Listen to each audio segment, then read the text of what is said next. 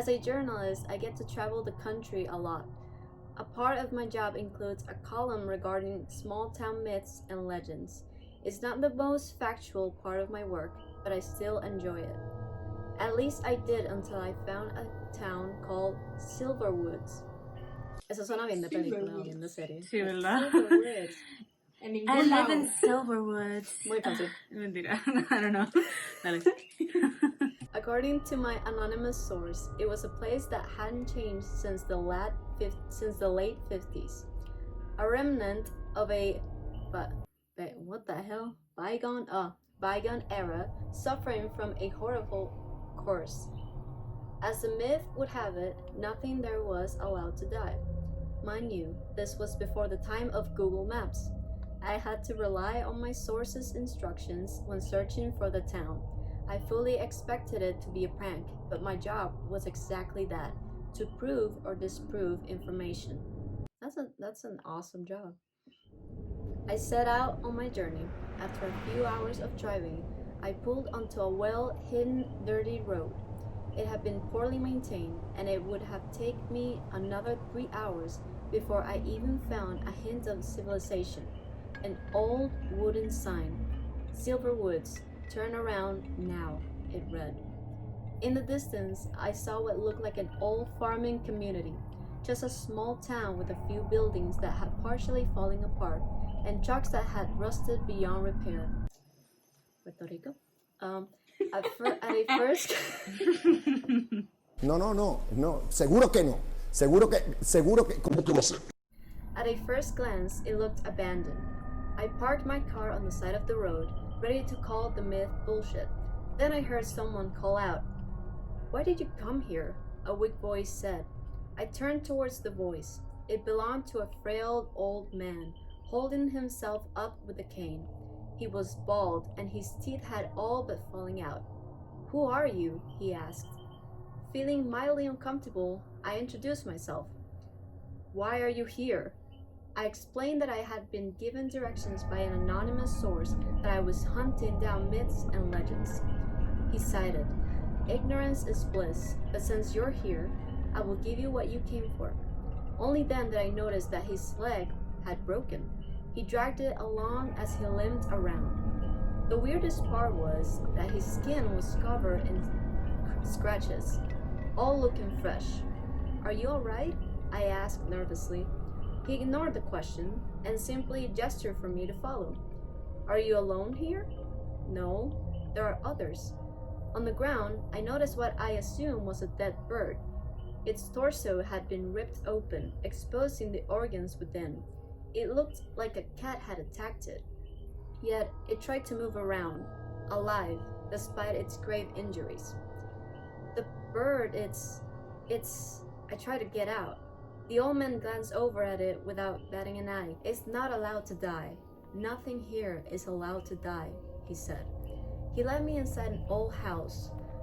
No sooner had I taken a step through the front door before my nose was assaulted by the stench of rotting flesh.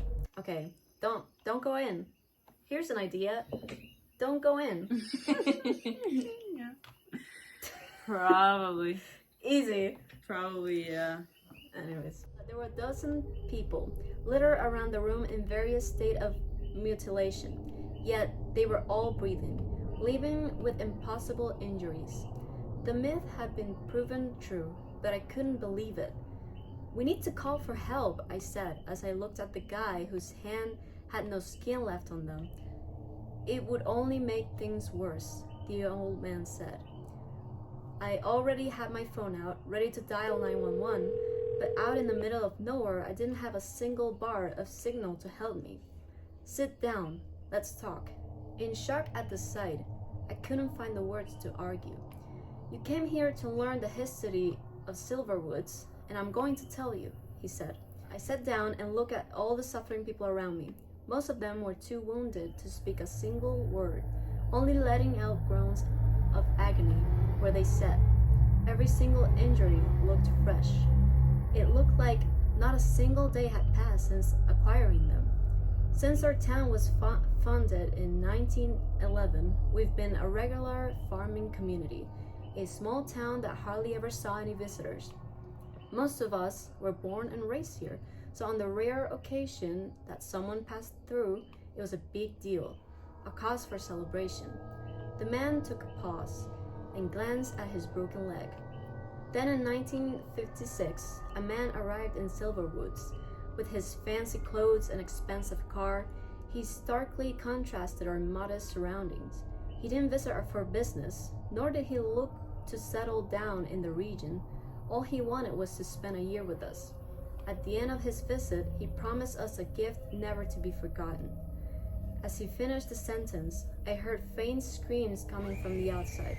They sounded horribly hoarse and emitted a clear message of agony. The man never said much. He just observed us as we went about our days, never shying away from lending a helping hand. He was polite, helpful, and within a month we'd already accepted him as part of the community. Still, he always wore that damn suit and never seemed affected by anything around him. No matter the situation, he was calm and looked in pristine shape. The scream got louder. Amid them, I could hear faint begs for mercy. Then, once his year in Silverwoods had ended, he asked us a simple question. "What was it?" I asked. "Do you want to live forever?" He paused and sighed. The scream in the background felt ever more present, as if they knew I was there. At first, we laughed at this suggestion. Death wasn't an enemy, but we didn't hold it as a friend either. After a lengthy discussion, it all came down to a vote. I guess the outcome is clear. I stepped over the window and tried to figure out where the screaming was coming from. I wanted to run, but something deep inside me kept me from doing so. I pitied the people of Silverwoods, and I wanted to help them. "So you'll live here?" He nodded. He promised us that our bodies wouldn't age.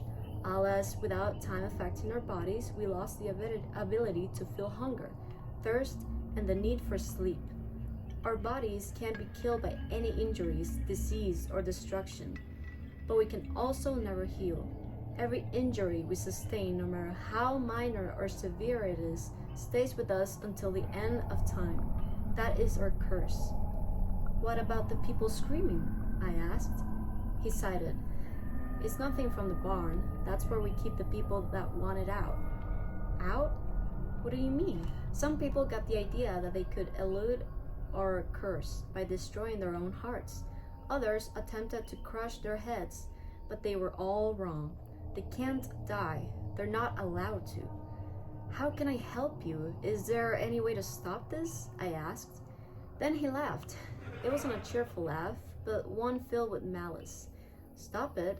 We don't want it to stop," he said. 10 years ago, that same man returned to our town. He hadn't aged a day and still smiled cheerfully as he greeted us. He offered us death, release from our horrific lives. "Why didn't you accept it?" He paused. His smile vanished from his face. "Because he told us what happens to us after we die. And I can promise you, it's a far darker fate than the one we've been condemned to."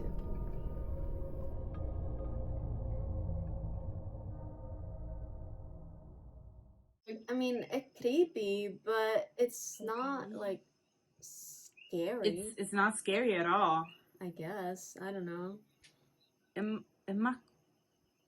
Mi pregunta es, o sea, yo solo me quedé pensando cuando él dice la gente que está en el barn que trataron de aplastarse la cabeza. ¿Cómo quedaron? Que ellos andan por ahí con la cabeza toda I mean, I guess, because they can't die. Probably. en fragmentos por ahí. Probably, yeah.